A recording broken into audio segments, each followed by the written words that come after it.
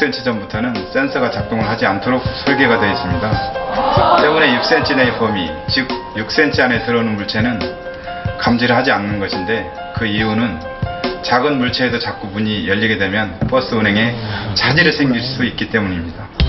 버스의 안전 센서는 승객들이 타고 내릴 때 사람이나 큰 물건이 문에 걸리게 되면 그것을 감지하고 자동으로 문이 열리게 합니다.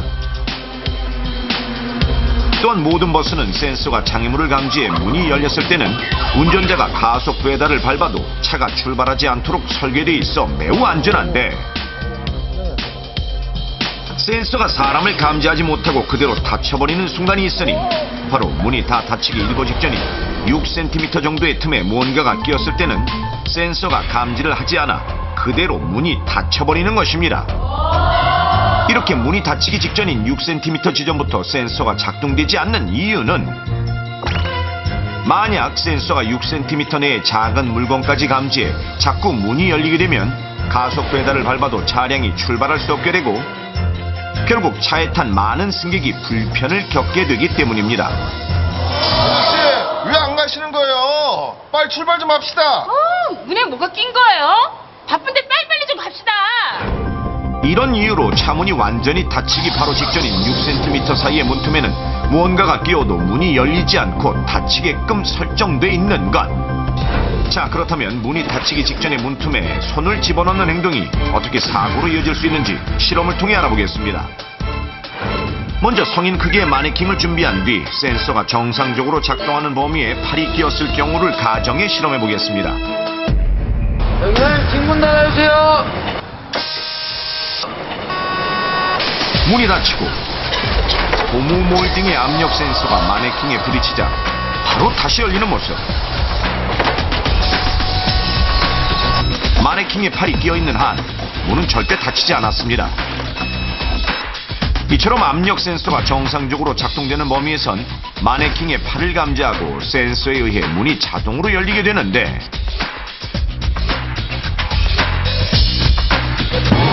자, 그렇다면 문이 완전히 닫히기 바로 직전인 6cm 내의 문틈에 팔이 끼인 경우는 어떨까요? 실험해 보겠습니다. 기사님 뒷문 닫아주세요.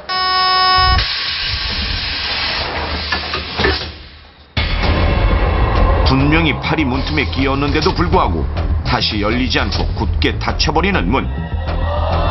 마네킹의 팔 두께가 6cm를 넘지 않아 무감지 범위에 속해 센서가 작동되지 않았기 때문입니다.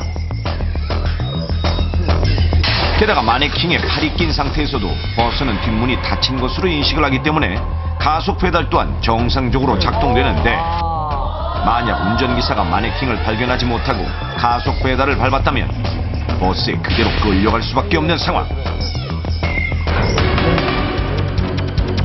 출발과 동시에 쓰러진 마네킹은 뒷바퀴에 의해 처참한 모습으로 산산조각나고 맙니다. 실제 성인 여자의 팔 두께는 약 4에서 6cm로 문이 닫히기 직전 문틈에 손을 넣을 경우 무감지 범위에 해당될 수 있으며, 체구가 작은 어린이의 경우는 더욱 위험할 수밖에 없는데, 문제는 점검이 제대로 되지 않은 노후된 버스라면 그 범위가 더 넓어질 수도 있다는 사실. 실제 2005년 버스 단말기에 카드를 찍으며 내리던 20대 여성이 문에 팔이 낀 채 5m가량을 끌려가는 사고가 있었고, 지난달에는 버스에서 내린 뒤 단말기에 교통카드를 찍던 여중생의 점포가 문에 끼어 무려 55m를 끌려가다가 뒷바퀴에 치여 숨지는 사고가 발생하기도 했습니다.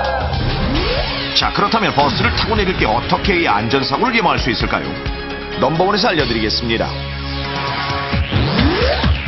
이제 버스의 센서 작동법을 정확히 아셨으니 버스를 놓칠까 하는 조바심 때문에 닫히고 있는 문틈에 손이나 발을 절대 넣어서는 안 됩니다. 문이 닫히기 직전에 손이나 발을 넣었다간 그대로 차에 끌려가는 일이 벌어질 수도 있습니다. 버스에서 내린 뒤 교통카드를 찍기 위해 닫히는 문틈으로 손을 넣는 것 또한 매우 위험한 행동. 교통카드는 버스에서 내리기 전에 찍어야 하며, 내리기 한두 정거장 전에 미리 찍어두는 것도 좋습니다.